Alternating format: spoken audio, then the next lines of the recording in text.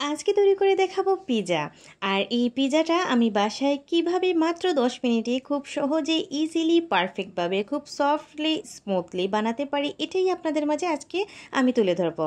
Hello viewers, আসসালামু আলাইকুম। Welcome to my channel Zarin's blog and cooking channel. Viewers, প্রতিবারের মতো নতুন আরও একটি রেসিপি নিয়ে হাজির হয়েছে। আর আজকে থাকছে অনেক অনেক ফেভারিট একটা খাবার, পিজা। এটা কিন্তু ছোটো বড়ো আমরা সবাই পছন্দ করি। তো চলুন দেখা যাক আজকে আমি পিজাটা কিভাবে বানাবো। তো এখানে আমি 5টার মতো ব্রেড নিয়ে নিয়েছি। আর অবশ্যই আপনার ব্রেডের পরিমাণ অনুযায়ী কিন্তু দুধটা বেশি বা কম নিতে হবে। যেমন আপনি যদি নেন 4টা ব্রেড, তাহলে দুধ 1 কাপ থেকে কম নিতে হবে। আর 5টা ব্রেড নিলে আপনি পুরো 1 কাপ পরিমাণ দুধ দিবেন। তো আমি কিন্তু দেখিয়ে দিব লিকুইড দুধ কিভাবে দিতে হয় কিভাবে না। তো আমি কিন্তু ব্রেডগুলো কেটে নিয়েছি এভাবে। আপনারা চাইলে নাও কাটতে পারেন, একের সাথে আপনারা মানে লিকুইড দুধের সাথে আপনারা এটাকে মিক্সড করতে পারেন। তো আমি নিয়ে নিয়েছি মিক্সিং বোলে ব্রেডগুলো।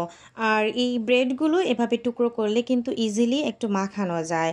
তো 5টার ব্রেড অনুযায়ী আমি এখানে 1 কাপ পরিমাণ লিকুইড দুধটা নিয়ে নিয়েছি। আর লিকুইড দুধটা কিন্তু আমি আগে থেকে জাল করে নিয়েছি, অবশ্যই এখানে কাঁচা দুধ দিতে যাবেন না। তো এই তো আমি দুধ পুরোটাই এখানে দিয়ে দিয়েছি। আর লাগছে আমার একটা ডিম। আর অবশ্যই এখানে ডিমটাও কিন্তু কমিয়ে বাড়িয়ে দিতে হবে। আর এখানে নিয়ে নিয়েছি 3 চামচ পরিমাণ সুজি। 3 চামচ থেকে আমি আরও একটু কমিয়ে নিয়েছি। সুজিটা দিলে হবে কি জানেন তো, এটা দিলে কিন্তু বাইন্ডিংটা সুন্দর আসবে। সুজি দিলে একটু টান টান হবে। এখানে দিয়ে দিয়েছি 1 চিমটি পরিমাণ লবণ। লবণটা দিয়ে ভালো করে আমি মাখিয়ে নিয়েছি এই ব্রেডের ডোটা। তো এবারে আমি মেইন কাজটা করব, সেটা হচ্ছে চিকেন। আর চিকেনটা এখানে আমি নিয়েছি লাল মুরগি। লাল মুরগিটা ধুয়ে ছোটো ছোটো টুকরা করে নিয়েছি এবং আদা রসুন দিয়ে দিয়েছি 1 চা চামচ এবং মরিচ দিয়েছি 1 চামচ, হলুদ দিয়েছি আধা চামচ এবং ধনে গুঁড়ো জিরে গুঁড়ো একটু একটু দিয়েছি। এবং এখানে গোলমরিচ দিয়েছি, আমি কালো গোলমরিচ গুঁড়োটা ব্যবহার করেছি অর্ধেক চামচ। তো এই তো আমার মাখানোটা হয়ে গিয়েছে। আর আমি মানে একটু মনে করিনি যে এটাকে 10 মিনিট রাখা লাগবে রেস্টে। আমি এভাবেই দিয়ে দিয়েছি পরিমাণ মতো। আমি সয়াবিন তেল দিয়ে দিয়েছি ফ্রাই প্যানে। তারপর কিন্তু আমি এই চিকেনগুলো দিয়ে দিয়েছি এবং অবশ্যই হাই হিটে এটাকে ভেজে নেব। আপনারা যদি লো আঁচে রান্না করেন তাহলে মাংস থেকে পানি বের হয়ে যাবে। আর পানিটা টানতে টানতে কিন্তু মাংসর যে ফ্লেভারটা সেটাও কিন্তু নষ্ট হয়ে যাবে। তো এই তো আমি মাংসটা ভেজে নিয়েছি 15 মিনিটের মতো।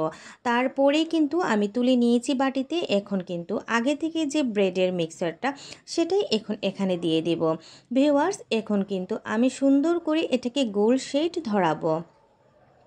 তো এই তো আমি এখন স্ট্রেচারের সাহায্যে এটাকে গোল করে নিয়েছি। অবশ্যই রুটির মতো কিন্তু এটাকে গোল করতে হবে, নয়তো এটা দেখতে কিন্তু ভালো লাগবে না।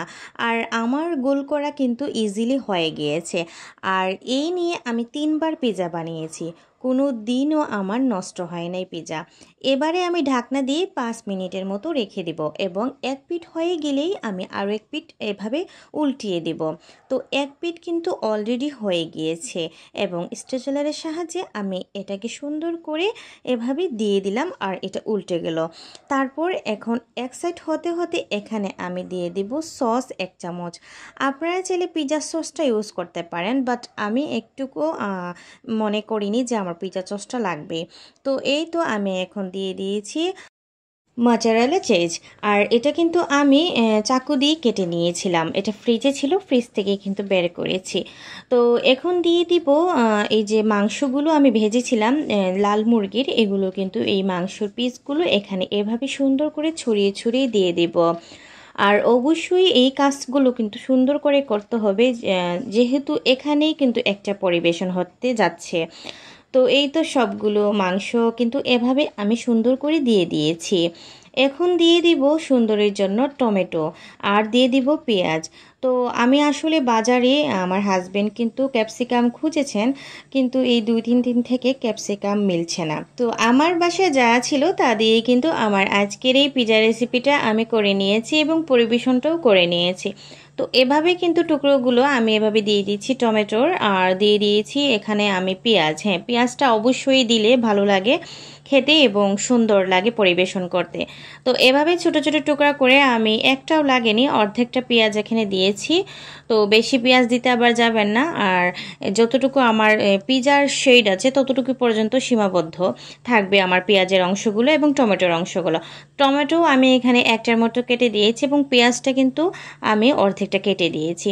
তো আমি আবারও 5 থেকে 7 মিনিটের জন্য ঢাকনা দিয়ে রেখে দিয়েছিলাম। ঠিক 7 মিনিট পর আমার পিজার ফাইনাল লুক এবং আমার পিজাটা হয়ে গিয়েছে আলহামদুলিল্লাহ।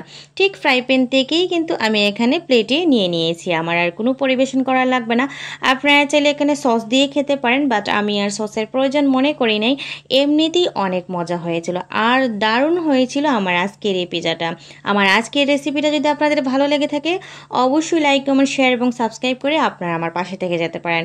আর অবশ্যই ভালো লাগলে, বেশি ভালো লাগলে আপনাদের ফ্যামিলি এবং বন্ধুদের শেয়ার করতে ভুলবেন না।